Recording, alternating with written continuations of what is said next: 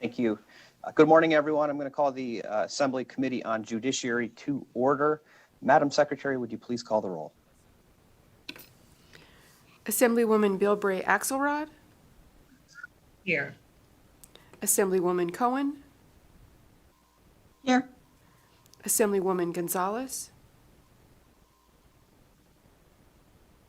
Assemblywoman Hanson. Here, sorry. Assemblywoman Hanson. Here.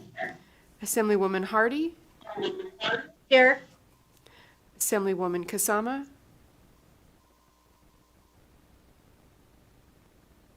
Assemblywoman Krasner. I'm here. Assemblywoman Marzola. Here. Assemblyman Miller. Present. Assemblywoman Wynn. Here. Assemblyman O'Neill. Here. Assemblyman Orentlicker. Here. Assemblywoman Summers Armstrong.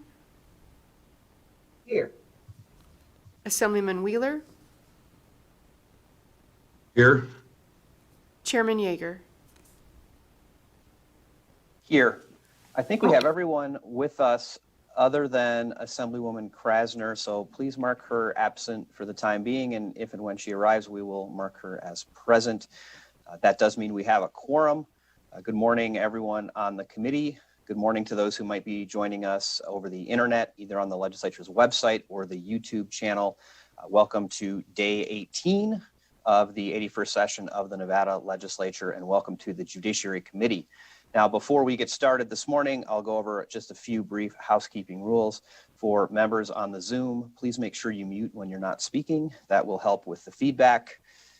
For presenters today, if you can remember to say your name each time you speak and each time you're asked a question, that'll help with us maintaining an accurate record. I will try to remind you if you forget to do that, because I know it's not a natural thing in conversation. We expect courtesy and respect in our interactions with one another. We don't always agree. That's perfectly fine, but we need to make sure we're being respectful of one another and of the legislative institution as well as staff. And finally, members are going to be using multiple devices, most likely, to participate in this virtual Zoom meeting. So please don't see it as a sign of disrespect if somebody appears to be looking at another device. It doesn't mean we aren't paying attention. We're probably just trying to look at exhibits on another device while also participating on the Zoom. So with that being said, members, we will go to our agenda this morning. And as you can see, we have two bills, which are really a continuation of some of the topics we took up yesterday in terms of incompetent defendants. So at this time, I'm going to open the hearing on Assembly Bill 25. Assembly Bill 25 revises provisions relating to the conditional release of certain persons found to be incompetent. Welcome back to the committee, Dr. Neighbors, who again is spending an hour or two with us this morning. Welcome, Dr. Neighbors. When you're ready to proceed, go ahead and present, and then I'm sure we'll have some questions for you. Well, thank you very much, Chairman Yeager. We're here for part two of competency, I guess, today. For the record, my name is Elizabeth Neighbors, Elizabeth, and Neighbors, capital Neightbors. We certainly thank you. I'm here representing the Division of Public and Behavioral Health, and we thank you for your time in hearing our testimony in support of AB 25 this morning. So I'm going to just briefly go over this bill and what our goals and intent are for it. AB 25 changes two aspects of the procedures for returning an individual back to a forensic facility who has violated their conditions of release under NRS 178.461. And I might backtrack just a little bit here and talk about how they get to conditional release. I think as we discussed yesterday in one of the other bills that there is a provision in NRS 178.461 for individuals who are unrestorable and dangerous to be committed to a forensic facility at the end of their time of restoration. And these are individuals who have had very serious charges. At this point, of course, they would be dismissed without prejudice. Category A felonies or a list of Category B felonies. And that commitment may be up to 10 years. There is a provision where the individual may petition for conditional release after they have been committed to the facility if they have demonstrated that they've responded to treatment to the degree that the court and the treatment providers feel that they would be safe in the community. In this circumstance, the process includes there would be a hearing, there would be a petition for conditional release, and then the process is, if that is approved, there is an order for them to be placed on conditional release that includes a very carefully crafted treatment plan, which generally involves the forensic facility agency treatment team, as well as the individual provider that will be where the person may be put in residence in the community.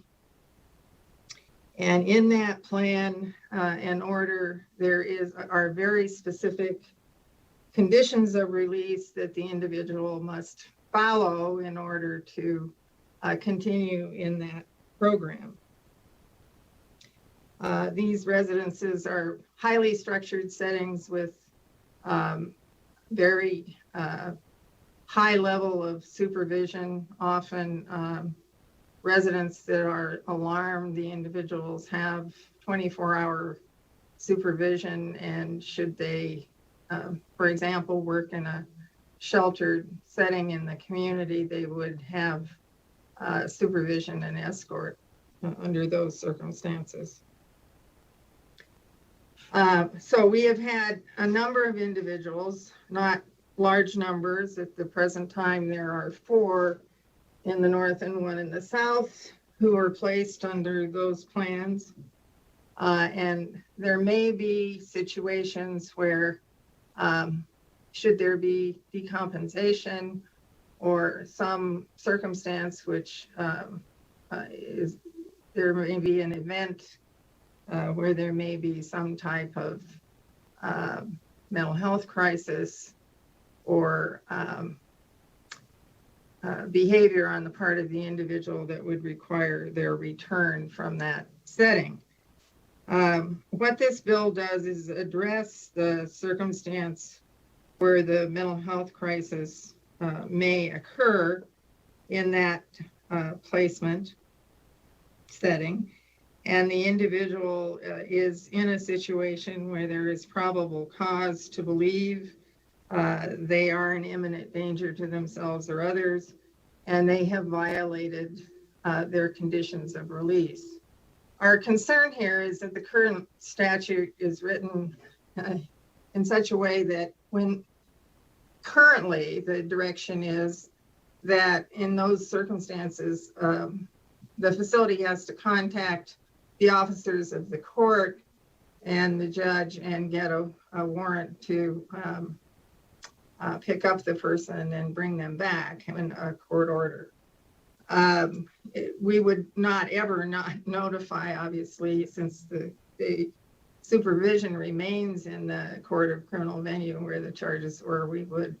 It is part of the agreement and the order that we contact them.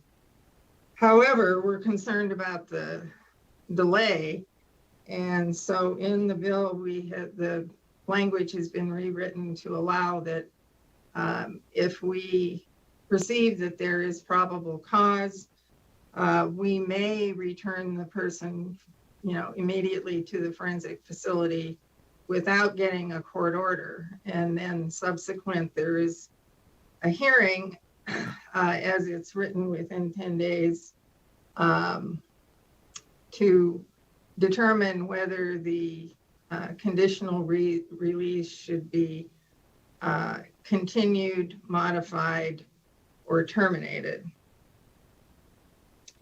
The second part, that's the first procedural change. And the second one is that we would be allowed to request, statute would allow us to request assistance from law enforcement in making that return if we conclude that that assistance is necessary to maintain safety and have a smooth transition back from the forensic facility.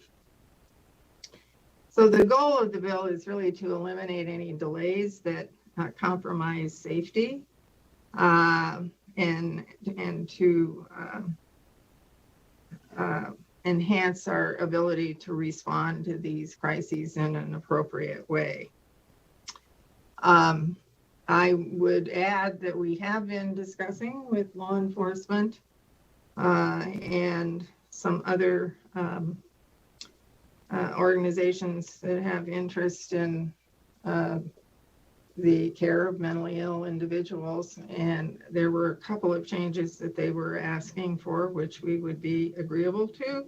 And one would be to change in section 1, 2 of the bill statute, where it says law enforcement must then transport, that we would be willing to replace that with may, for a variety of reasons. That would be more workable.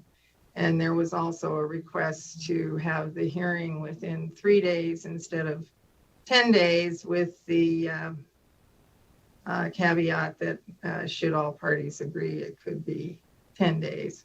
And both of those things we are very amenable to if they are presented as an amendment. So with that, I would be happy to answer any questions about what this bill is designed to do. Thank you for the presentation, Dr. Neighbors. I just wanted to confirm one thing you said. I think I heard it accurately, but at the beginning of the presentation, you were talking about these individuals who are on conditional release. And I think you said there are currently 5 individuals in the state, 4 in Northern Nevada and 1 in Southern Nevada. So I wanted to confirm that at the present time, we have 5 individuals on this type of conditional release. Yes. Okay, great. Thank you.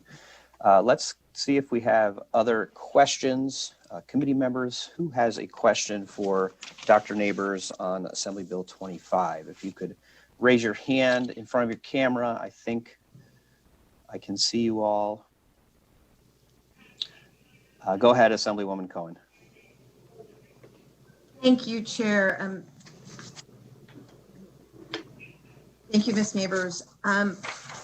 So I have a question. In the section 1, 1 sub 2, or I'm sorry, section 1 sub 2, there's reference made to the forensic facility. If the forensic facility has probable cause to believe ... Does the forensic facility have access to a DAG, or, is that making a legal determination to determine probable cause? And asking the forensic facility to make this legal determination? Through you, Chairman Yeager, to Assemblywoman Cohen, it's really also a clinical determination, I would say, and we do have access to a DAG who regularly is available to us to answer legal questions. I believe that the cause, the probable cause is predefined in regard to, first of all, if the person is a danger to self or others, we have a pool of treatment providers who are credentialed to make those kinds of determinations, who file regularly civil petitions for commitment, and who make those determinations in their reports. So they do have license, are licensed and on the list of individuals who make that decision. In addition to that, the definition of a violation of the conditional release is already enumerated in the court order that is provided to the facility when the person is put out on conditional release. So we have a definitive list of the behaviors and situations that would constitute that violation, as well as access to calling our attorney, of course. Okay, thank you. And I get, you know, we're taught as attorneys that the definition of practicing law is applying law to facts, which is a very simple way to get to violating the rules against practicing law without a license. So I just don't want to set up our forensic facilities to be technically practicing law without a license if that's considered a legal determination. So that's why I raised that. And I guess I can just talk to legal later and make sure that it's all kosher. So thanks. Sure. Thank you for your question. We can verify that with our DAG as well. Thank you. I wanted to note for the record that Assemblywoman Krasner has joined us. So, Madam Secretary, if you could mark Assemblywoman Krasner present, I would appreciate that. Are there other questions for Dr. Neighbors before we move on to testimony? Okay, I don't see questions. So, Dr. Neighbors, thank you for presenting, and we'll have you come back and do concluding remarks after we're finished taking testimony on the bill. So at this time, I'm going to open it up for testimony in support of Assembly Bill 25. I don't believe we have anybody on the Zoom who wants to testify in support, but BPS, could we go to the phone line, please? And I believe we have a few individuals who might want to offer supportive testimony. So if we could get them set up and take the first caller, please. Thank you, Chair. To testify in support of AB 25, press *9 now to take your place in the queue.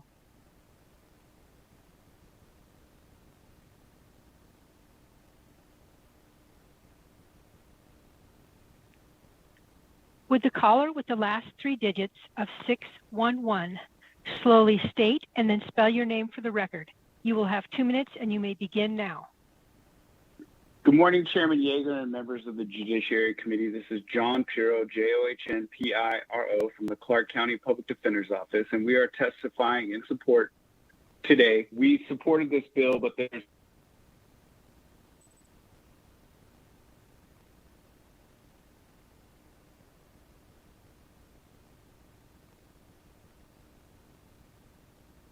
Chair, it appears that we have lost caller 611. We will get back to him. Thank you. I appreciate that. If we could go to the next caller, and hopefully Mr. Piro can jump back on the phone line before we get finished with supportive testimony. Would a caller with the last 3 digits of 080 please slowly state and then spell your name for the record? You will have 2 minutes. Hi, Jim Hoffman, JimHoffman, for Nevada Attorneys for Criminal Justice. We support this bill. We initially had some concerns with some of the language, but Dr. Neighbors explained the bill, explained its purpose, assuaged some of our concerns, and with the amendment that addresses our other concerns. So we think this is a good change that will make the system work more efficiently while still protecting the rights of people who've been committed in this circumstance. So NACJ supports it. Thank you. Thank you for your testimony, Mr. Hoffman. BPS, could we take the next caller, please?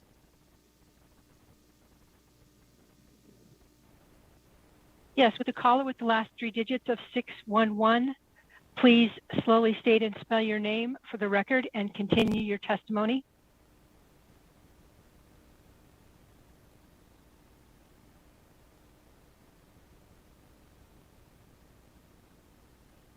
Caller with the last three digits of 611, would you please press *6 now to unmute yourself and continue your testimony?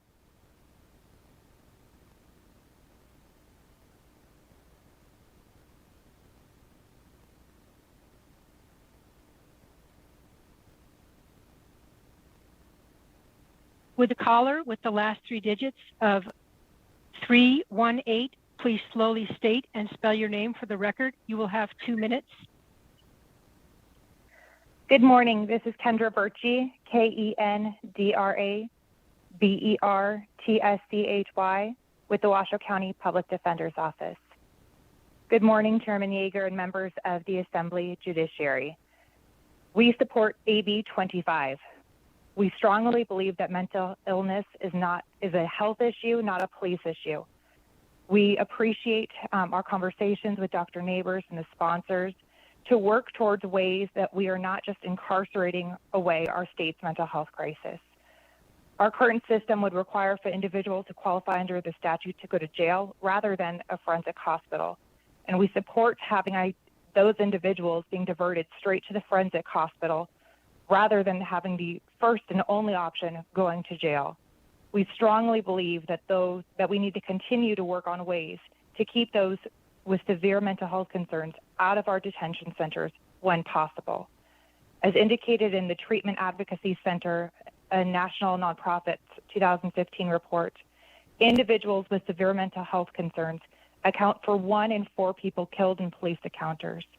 So we strongly believe that this is a good bill to help work to ensuring that our mental health patients and clients get the services that they need rather than being warehoused in our jails. Thank you so much for your time. Thank you for your testimony, Ms. Birchie. Broadcast, can you let me know if there's anybody else on the line or if Mr. Pirro might have rejoined us? It sounds like perhaps there's some technical difficulties with his connection. Stand by. We are currently in testimony for support of Bill AB 25. Please press *9 to take your place in the queue.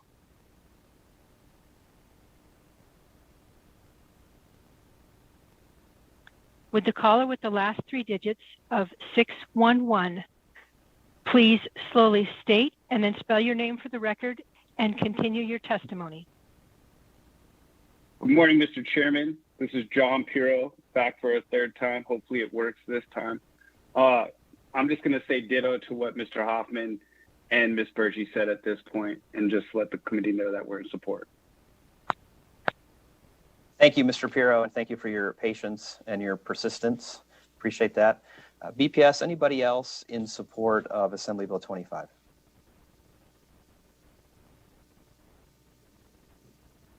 It doesn't appear that we have anybody in support for AB 25 at this time.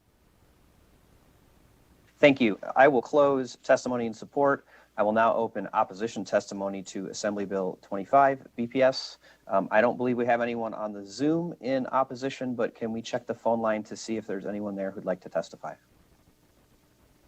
To testify in opposition of Assembly Bill 25, press *9 now to take your place in the queue.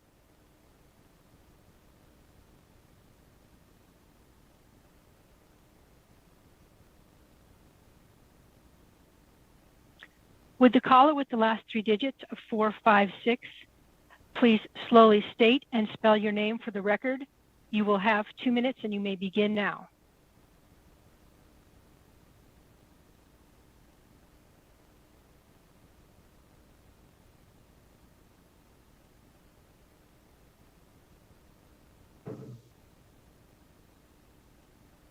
Good morning, Chairman Yeager, members of the committee. This is AJ Delap with the Las Vegas Metropolitan Police Department. My last name is phonetically spelled David Easy Lincoln Adam Paul. Thank you for your patience as I get through this process. we are in opposition to the bill, but only because of rules of the committee. We've been very pleased with the conversations we've had with Dr. Neighbors and other persons related to this, and we believe that we will come to an agreement that puts us in support of the bill. We appreciate her patience with us and understanding, and for her endeavors in this area. And with that, I'll conclude my testimony. Thank you so much for your testimony, Mr. Delap. You've got the first one under your belt, so I believe hopefully the technical issues will be easier from here on out until we can all get together in a committee room. And I appreciate your willingness to work with Dr. Neighbors on a solution for your concerns. BPS, I believe we might have somebody else on the line for opposition. Could you please confirm that? Yes, with the caller with the last three digits of 294, please slowly state and then spell your name for the record. You will have 2 minutes and may begin now. Good morning, Chairman Yeager, members of the committee. For the record, Callie Wilsey, Senior Management Analyst for the City of Reno. My name is spelled C-A-L-L-I-W-I-L, S as in Sam, E-Y. Thank you for the opportunity to provide testimony today. Similar to the last speaker, we are here in opposition, but just due to the rules of the committee. We'd like to thank Dr. Neighbors and the team at the Division of Public and Behavioral Health for spending time with us, sharing their goals, explaining the process, and listening to our concerns. As written, the bill would require law enforcement officers to mandate them to provide transportation upon request. And as Dr. Neighbors mentions, we've been working with them to alleviate this concern.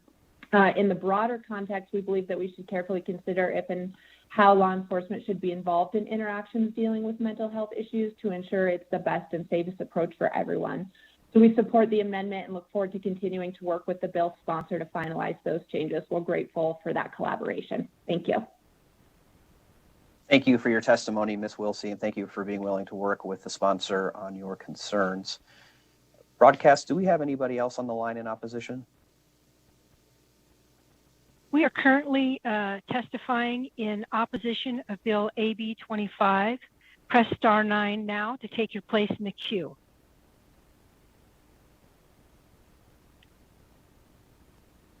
Chair, at this time, there are no other callers in opposition of the bill.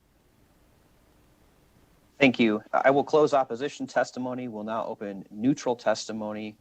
There isn't anybody on the Zoom with us who would like to offer neutral testimony. BPS, could we go to the phone line to see if there's anyone there who'd like to testify neutral on Assembly Bill 25? To testify neutral on Assembly Bill 25, please press star 9 now to take your place in the queue.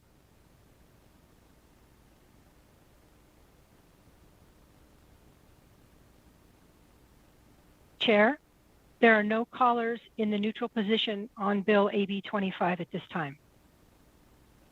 Thank you, Broadcast Services. I'll close neutral testimony.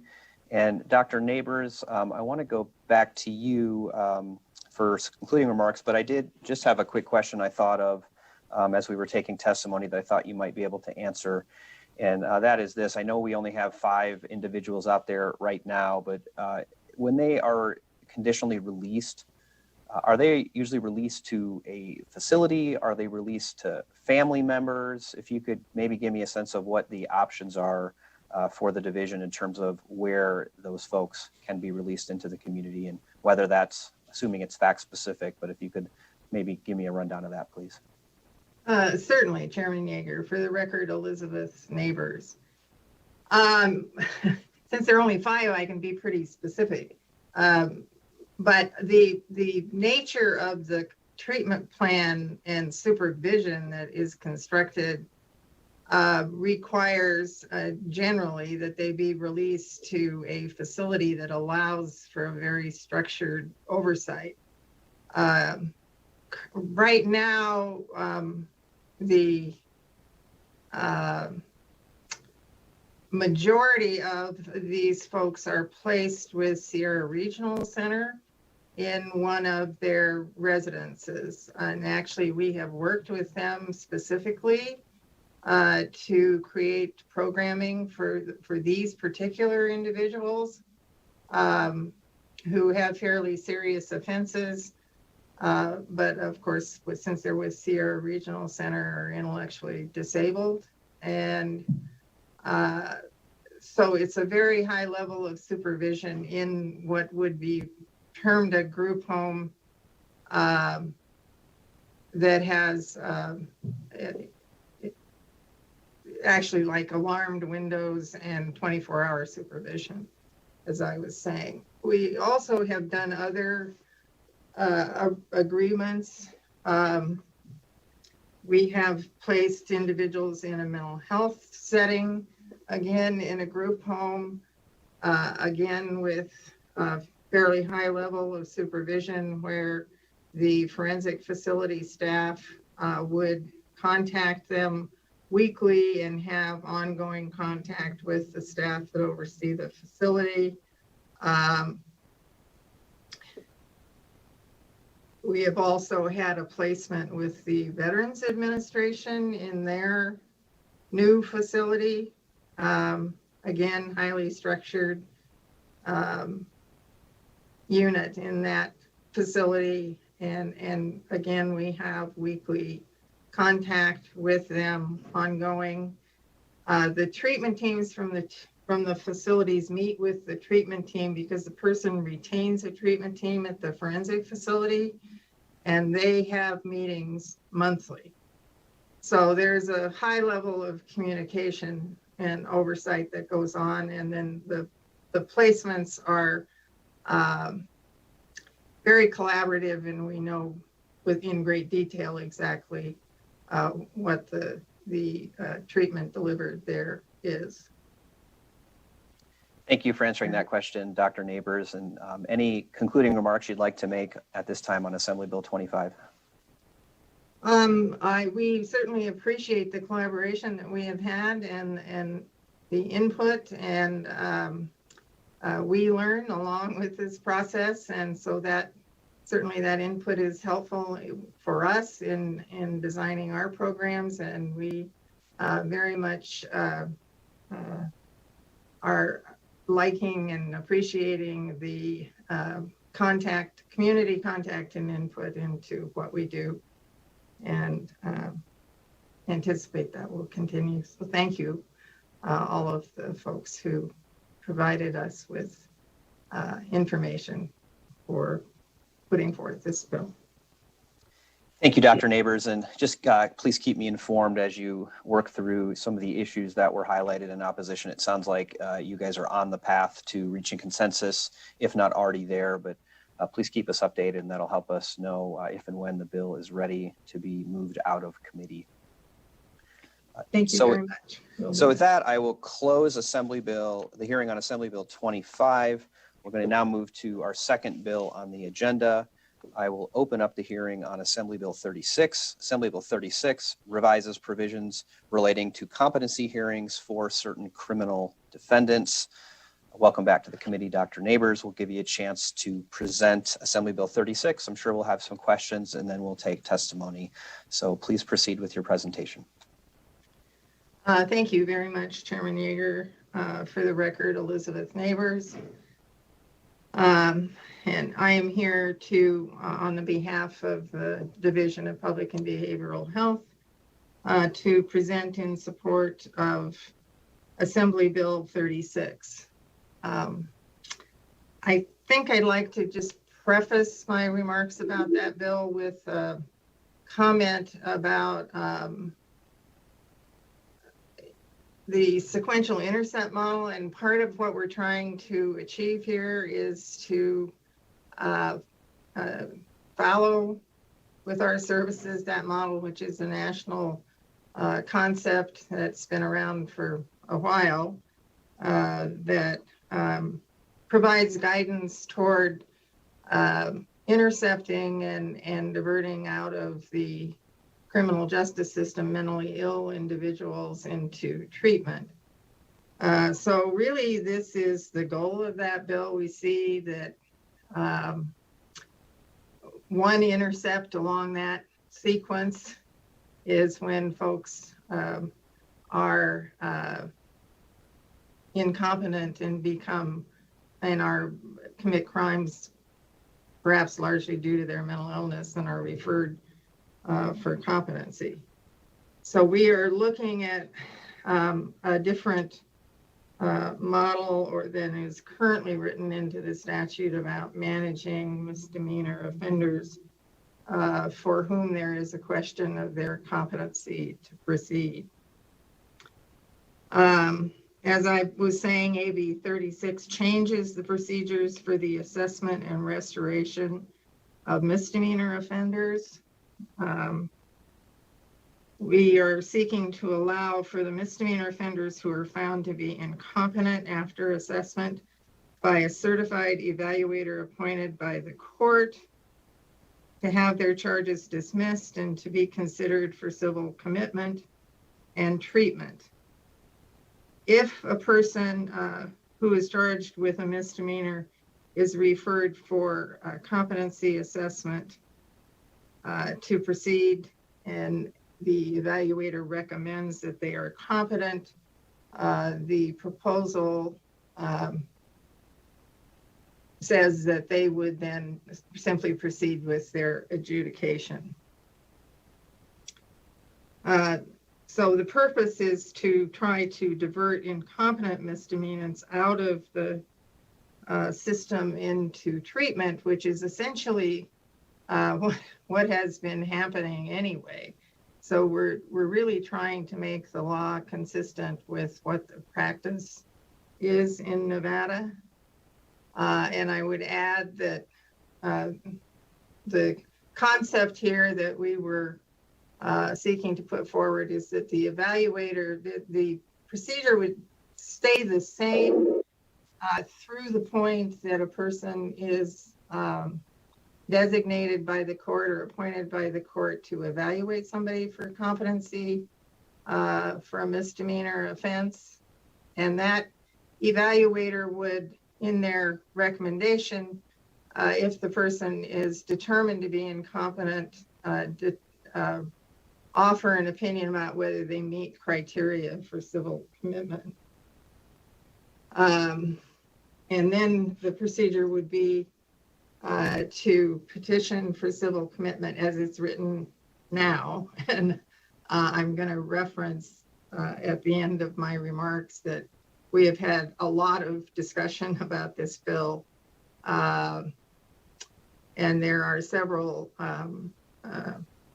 significant issues, that being one about whether it would be a petition for civil commitment or a legal 2000, which is one of the questions that has been brought up. But to comment a little further about our purpose in doing this, within the process of misdemeanor competency, we have observed that misdemeanor offenders can only be held as long as they would have been incarcerated had they been convicted. So that's a very limited time available once a person has started on this process. By the time they would actually get to a facility, one of the forensic facilities for treatment, much of that time has already elapsed.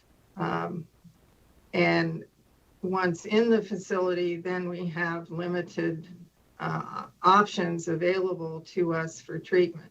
Often we can provide behavioral treatment, but of course the person is allowed to refuse treatment. And if it involves medication, it's unlikely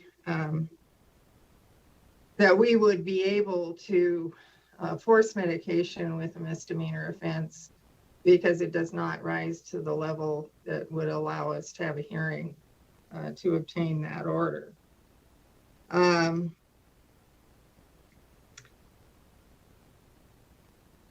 Often then when this occurs, the outcome would be that the recommendation would be the individual's incompetent without probability, because we can't treat them in the time frame, and without certain tools that we use to restore individuals, that is unlikely to occur. So if there is a finding, if they are recommended as incompetent without probability, then the option for the state is to file a petition. We would get an order to civilly commit or release if we're still within that window that allows us to retain them for treatment. And the likelihood would be that there would be a petition for civil commitment anyway. So the person then has been detained for an excessive or additional amount of time that they would not have had to be in a forensic facility had we just simply diverted them out to the civil system for treatment to begin with. So we're trying to accomplish a more efficient and reasonable system for these folks. We are recognizing that there are a number of questions in this process about how that legal procedure goes forward. As I said, I believe it is really what is happening anyway in our system here in Nevada. And we have data about the fact that we've had very few referrals to the forensic hospitals within the last 5 or 6 years. Probably since about 2012, there's been a very significant decline in the admission of misdemeanor offenders to the facility, to the forensic facilities anyway, for formal restoration. So as I said, we've been having a lively dialogue about this bill, and I can enumerate a couple of the concerns. One is the issue of dismissing the charges for the individuals and filing a petition. There were concerns about violent misdemeanor offenders and how that process occurs and how it fits with the diversion process to help these individuals attain treatment through the civil system. And so we are very open to continue this discussion. However, we do support the concept that we would like to have the statute consistent with what our practice is. But just one last comment, it does propose to strike the restoration portion of 178.400 for misdemeanors. So essentially we would be treating rather than attempting to restore for adjudication with the concept that this bill is proposing. So I would be happy to answer questions about what our goal is and the conversations we've been having. Thank you, Dr. Neighbors. Appreciate the presentation. And committee members, I'll let you know I've gotten some communications on this bill as well. And, you know, I don't think it's quite there yet in terms of where it needs to be, but I still wanted to have the opportunity for the committee to hear the bill so we could at least frame what the issues are. I think there's still quite a bit of work that needs to be done to get this bill into a form where we would be comfortable passing it. And I think we're going to hear from some folks offering testimony exactly what those issues are.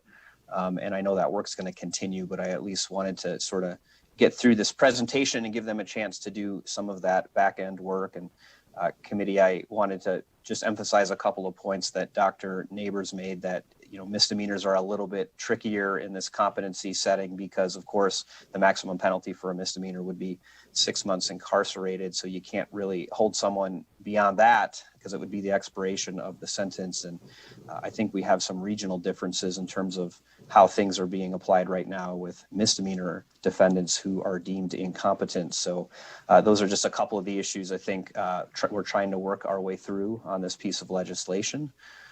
And with that being said, I did want to allow folks in the committee a chance to ask Dr. Neighbors any questions they might have about Assembly Bill 36. So if you have a question, if you could please raise your hand in front of your monitor. Okay, I don't see anyone at the moment, so this is last call for any questions. Okay, go ahead, Assemblywoman Kasama. So this is certainly not my expertise here, but, and I guess perhaps I just need better understanding. It would be on page 4, which would be section 2(4), where the change is made.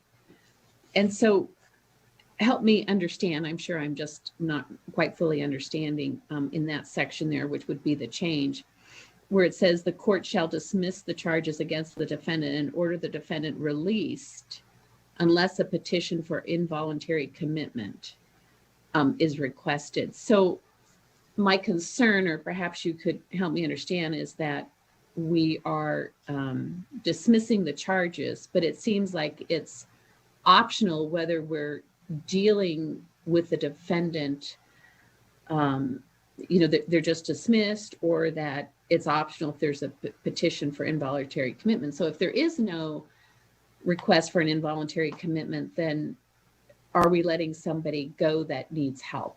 I just need a better understanding of that. Chairman Yeager, through you to Assemblywoman Kasama, that is one of the concerns. So thank you for asking that question. There would be the option, obviously, to, I think the concern here are people who are incompetent, but who do not meet the criteria for civil commitment. And that is a bit of a dilemma. They can be referred for outpatient services. Obviously, the division is more than eager to offer them those services or facilitate their getting them in the private sector. There is no, in terms of their rights, they do have the option to not accept that. And so the question, and this really has been a tremendous national question. I participated in the National Forensic Directors Association, and this conversation is a prominent one among that group from many states about how do we get them the treatment that they need in an appropriate way. So that's one of the things that the group that has been discussing this proposal is addressing at the current time. It seems like something more tightened up around that needs to be developed. Yes, I would agree. And kind of the question, I mean, we do this dance about the clinical needs versus the legal rights all the time. Right. And so that is a real challenge to resolve. I'm sure it is a difficult challenge. So thank you for hearing my question on that. Thank you, Chair. Thank you for asking. You're welcome. We'll go next to Assemblywoman Krasner. Thank you, Chair Yeager, and thank you, Dr. Neighbors, for your presentation. There's always two sides to every story, and so mine is sort of the flip side of the question that was just asked.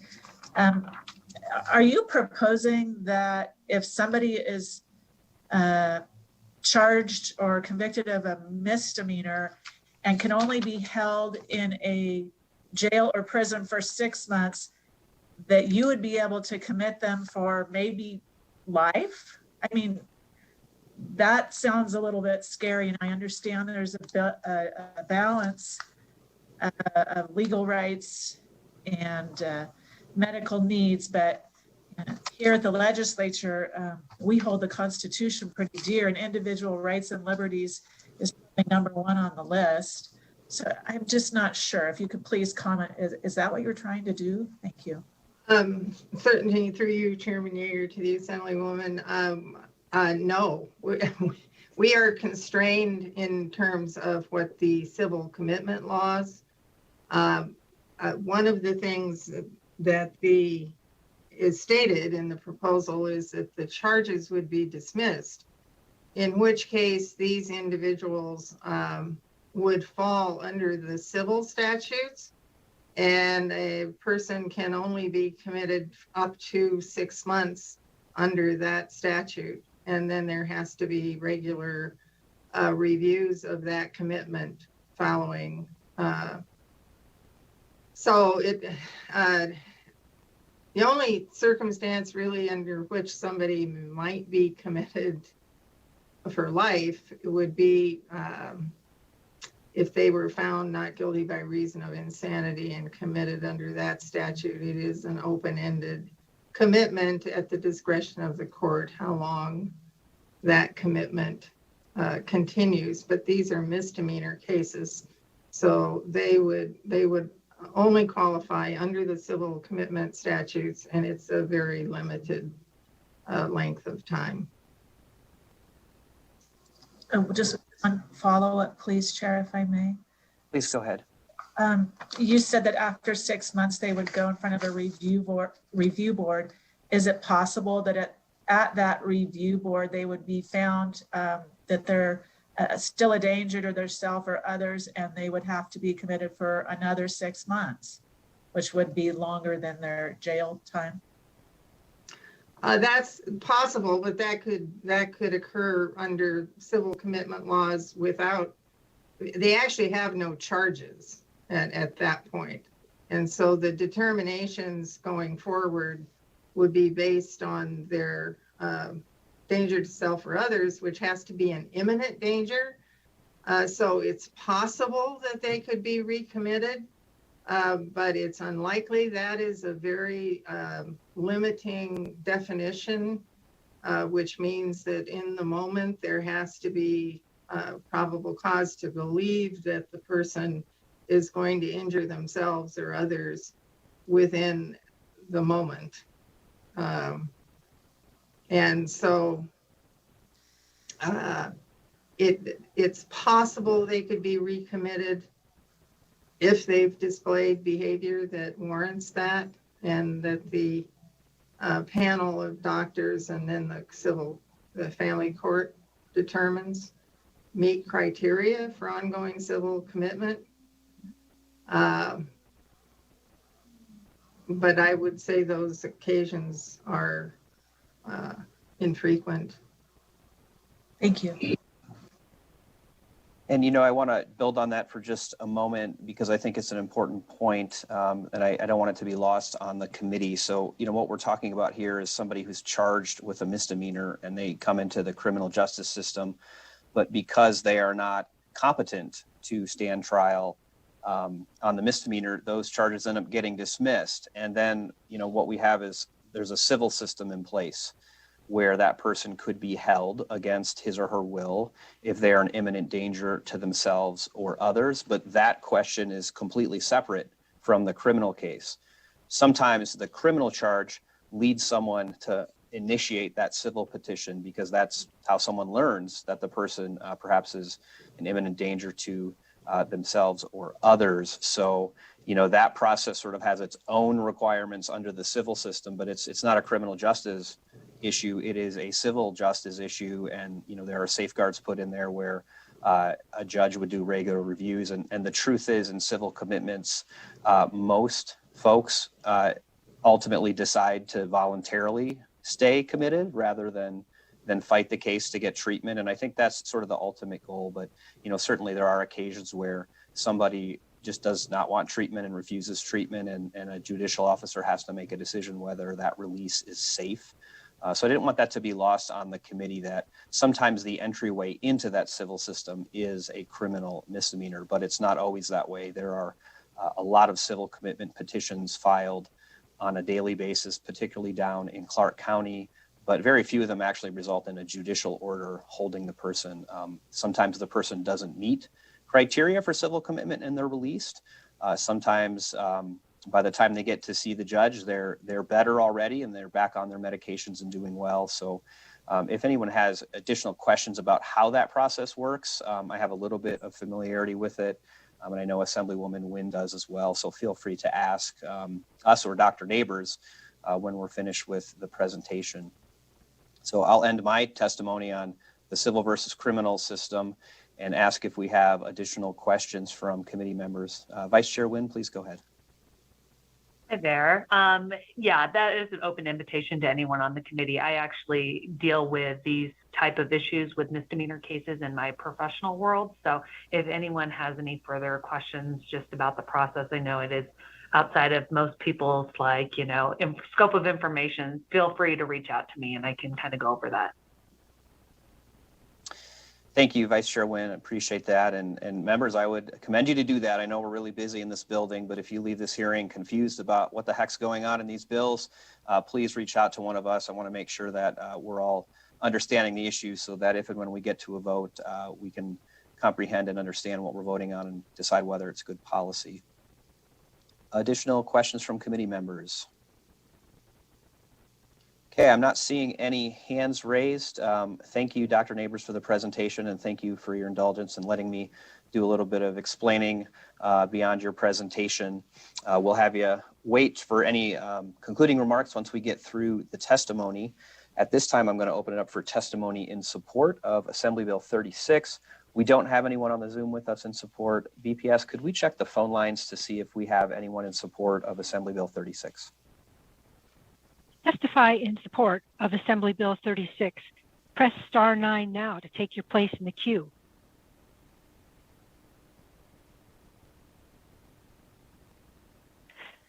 Would the caller with the last 3 digits of 611 please slowly state and then spell your name for the record, and you will have 2 minutes. You can begin now. Good morning, Chairman Yeager and members of the Assembly Judiciary Committee. This is John Piro, John-P-I-R-O, from the Clark County Public Defender's Office, and we are in support of this measure. However, as Dr. Neighbors noted, we are in ongoing discussions. Last night, we were in a long discussion, and I realized that I needed to bring in people way smarter than me, to include Judge Yeager, Judge Craig, an attorney from my office, Jessica Murphy, to discuss some of the issues to make sure that we keep the successful MISTO diversion program that's working down in the South without altering the program that's working for the North. So we hope to have a solution put together by the time this bill comes up for work session, and that will conclude my testimony. Thank you for your testimony, Mr. Piro, and thank you for working on this issue. I do understand that we are bringing additional interested persons in, and I think that is the right approach on this. So thank you for being willing to work on it. BPS, do we have anybody else on the line in support of Assembly Bill 36? Chair, there are no more callers on the line in support of AB 36 at this time.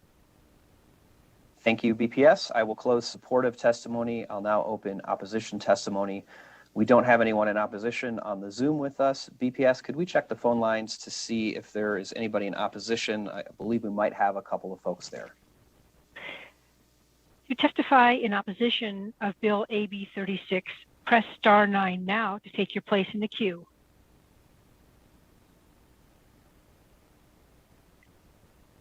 Would the caller with the last 3 digits of 648 please slowly state and then spell your name for the record? You will have 2 minutes and begin now.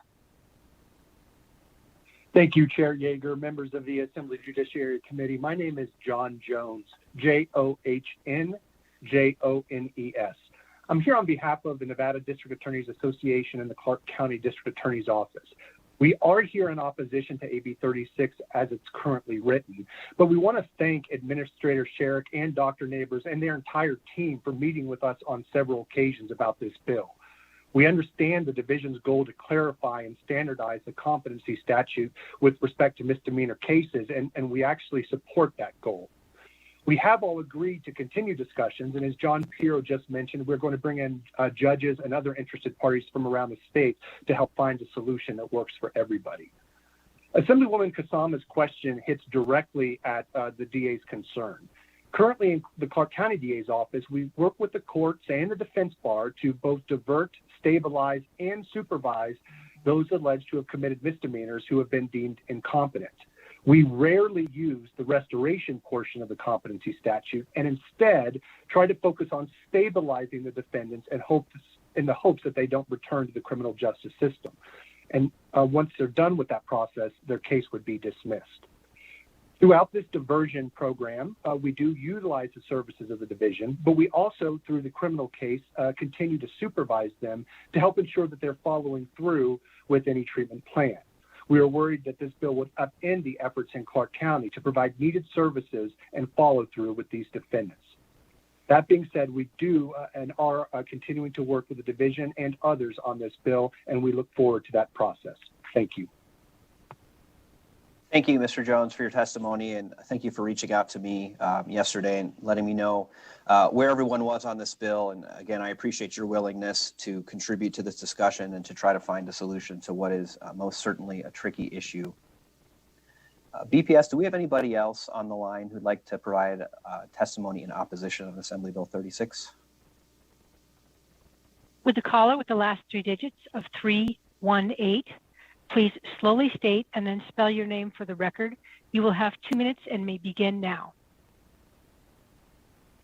Good morning, Chairman Yeager and members of the Judiciary. This is Kendra Birchie, KendraBertschy,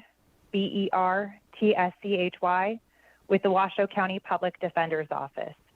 I think this is the first time I'm testifying this session in a different position than Mr. Pirro and in the same position as John Jones. So I just note that this is definitely a bill that we are ongoing in discussions, and I really appreciate all the conversations that we've been able to have with Dr. Neighbors.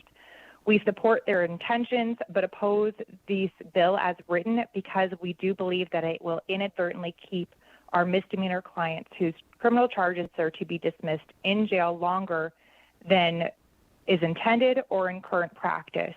As Mr. Pirro alluded to, in Clark County, there's a specialty diversion court. We do not have that in Washoe County. And so our concern is specifically with the subsection or section 2, subsection 4. As written, it will require our clients to stay in custody longer. To Assemblywoman Kasama's point, the petition that's referenced in there should be denied because our clients, when they're in custody, do not meet the criteria necessary for that petition. So we are proposed and have been working with the division to modify that language to state instead that an application for emergency admission pursuant to Chapter 433A is initiated. Unfortunately, at this point, that won't address all the concerns given the different way that these cases are handled between Clark and Washoe. And so we appreciate Dr. Neighbors and the division's willingness to continue to work with us to ensure that we are creating a law that will work for all clients regardless of the jurisdiction that they are charged in. Thank you for allowing me to testify today. Thank you for your testimony, Ms. Birchie, and likewise, thank you for being willing to work on this issue. Certainly appreciate and respect that there's a regional difference in how these cases are approached, which makes finding a solution a little bit more difficult, but thank you for being willing to participate and bring in others as appropriate. BPS, anybody else in opposition on the phone line? We are currently in testimony for opposition to AB 36. Press star 9 now to take your place in the queue.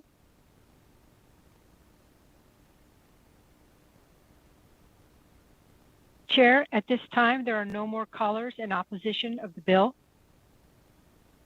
Thank you, BPS. I will close opposition testimony. Let's go ahead and open neutral testimony. We don't have anyone with us in the Zoom in neutral. BPS, could we check the phone line to see if there's anyone there who'd like to offer testimony in neutral position on Assembly Bill 36? Yes, to offer neutral testimony on Bill AB 36, press star 9 now to take your place in the queue.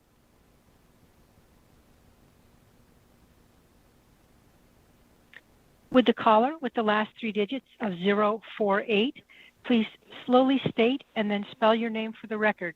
You will have 2 minutes and you may begin now. Good morning, Mr. Chair, members of the committee. Stephen Coney in for the record. Picking up where I left off yesterday, kind of want to generally ditto the remarks from AB 23 and 24 and apply them both to this bill as well as the last one. Unfortunately, kind of with four things going on at once, missed the last one, but it's kind of the same lane, and kind of picking up where prior speakers left off. Unfortunately, the previous supervisor, for want of a better term, of one such diversionary court or wraparound court, however we want to look at it, in Clark, was recently robed, having won election.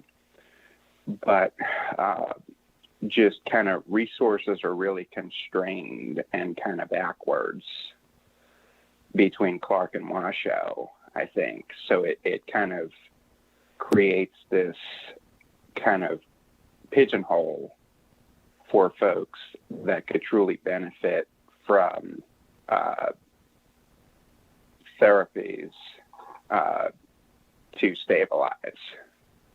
And I'll otherwise refer committee members to the relevant portions of the exhibit I submitted for all four bills.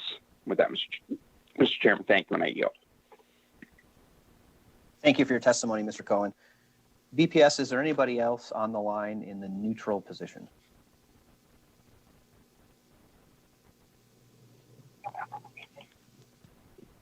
Would the caller with the last three digits of 080 please slowly state and then spell your name for the record? You will have 2 minutes and you may begin now. Hi, Jim Hoffman for NACJ. So as Mr. Pirro said, we think this is a good bill and we support this concept. As Ms. Birchie said, this would pose a specific problem to how they do things in Washoe County. NACJ represents lawyers in both parts of the state as well as in the rurals. So we are testifying in neutral on the bill, but as everyone has said, discussions are ongoing and we hope to get to a place where everybody can support it. Thank you. Thank you for your testimony, Mr. Hoffman, and thank you for being willing to continue working on this tricky issue. Certainly appreciate it. BPS, any additional callers in the neutral position? Chair, there are no more callers in the neutral position at this time. Thank you, as always, BPS. I will close neutral testimony. Before we go to Dr. Neighbors, I wanted to congratulate you. I don't know if I've ever seen a split in the public defender lobbyist, so that might be a first in the Judiciary Committee, which I think does speak to how difficult this issue can be, and certainly the regional differences in how things are applied right now. So, Dr. Neighbors, please go ahead and provide any concluding remarks on Assembly Bill 36. Well, I'd just like to thank everybody north and south. I think that this is an exciting dialogue to be able to look at this process and make it work better for all of us. And so I really appreciate everyone stepping in and helping us with that. And I look forward to coming up with solutions to these really challenging problems. It is tricky. So thank you. Thank you so much, Dr. Neighbors. Appreciate that. And again, just keep us updated. It sounds like there's still a lot of folks to bring into the discussion, so we'll give you some time to do that. And if and when you're ready, just let us know. And thank you again for joining us here this morning for day 2 of incompetency or competency, however we might want to call it. Thank you for having us. So I'll close the bill hearing on Assembly Bill 36. That means we'll go to the final item on our agenda this morning, which is public comment. By way of reminder, we'll take up to 30 minutes of public comment. Speakers on the public comment line will have 2 minutes to provide public comment. BPS, when we're ready, could we open the public comment line and see if there's anyone there who'd like to give testimony this morning?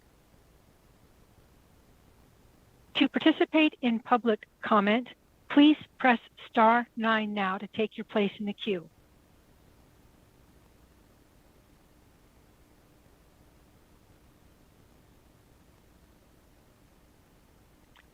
With the caller with the last 3 digits of 556, please slowly state and then spell your name for the record. You will have 2 minutes and may begin now. Anne Marie Grant, ANNEMARIEGRANT. My brother Thomas Purdy was killed by Reno police and Washoe County Sheriff's hog-tied and asphyxiated to death. According to fatalencounters.org, 395 people have died during interactions with law enforcement in Nevada, 284 in Clark County, 63 in Washoe County, and 48 in the other counties. When police kill your loved one, you become a subject matter expert on the shortcomings, corruptions, and injustice that plague the county or state where your loved one was murdered by police. You learn and understand the way things work, and truth be told, it's the same MO across the country. Criminalize the victim, criminalize their family, and victimize the family over and over. Currently, there is no NRF mandating a time frame for release of a DA's investigative reports in officer-involved shootings. In Washoe, some Washoe families have waited over 2 years for DA Chris Hicks to release a report justifying their loved one's killing. It took a die-in out front of Hicks' office to have him release the body cam footage and report of the shooting of 18-year-old Micaiah Lee, who was in crisis and shot and killed. Johnny Bonto was killed 10/22/17. The report wasn't released until 5/31/19, and tragically, his wife Lisa Bonto never got to know the names of the officers who killed her husband as she died from cancer 1/12/2019. There are plenty of laws to protect police. I urge you to not to support any bills this session that weaken police accountability and transparency, nor support any bills that provide them greater protections than they already have. Victims of police violence are your community members too. Who is protecting them? Thank you. Thank you for your public comment, Ms. Grant. BPS, is there anybody else who'd like to give public comment this morning? If you would like to make public comment, please press star 9 now to take your place in the queue.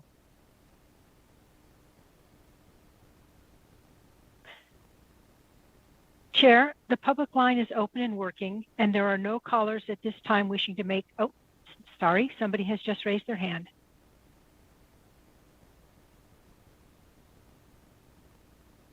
With the caller with the last 3 digits of 363, please slowly state and spell your name for the record. You will have 2 minutes and may begin now. Daniel Purdy for the record, DanielPurdy. Daniel Purdy, brother of Thomas Purdy, murdered at Washoe County Jail. I was just listening to what's going on there today about mental illness and things like that, and how people serve their time and then they want to have them be held on a commitment. I mean, if someone is sentenced to 6 months of jail, it should be 6 months of jail. It's not, all of a sudden we think that you're criminally insane or something, so we need to hold you in a facility longer.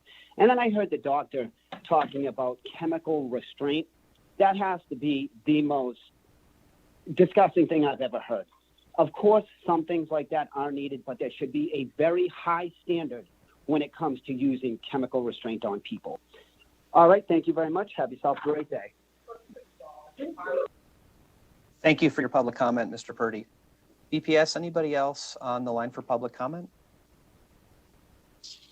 Chair, at the time, the public line is open and working, and there are no more callers at this time. Thank you, BPS. Appreciate that. So we will close public comment. Before we talk about the lay of the land, anything else from members this morning? Again, I just see smiling, content faces, so I don't see any hands raised. So I'll take that as a sign that there aren't additional comments.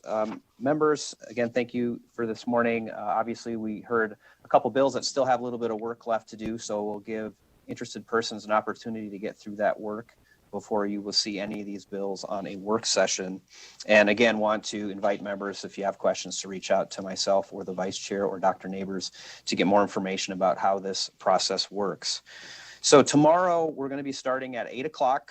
I know it's early compared to what we've been doing. I'm going to have the pleasure of presenting two of my bills to the committee. So our vice chair will be running most of the meeting tomorrow morning.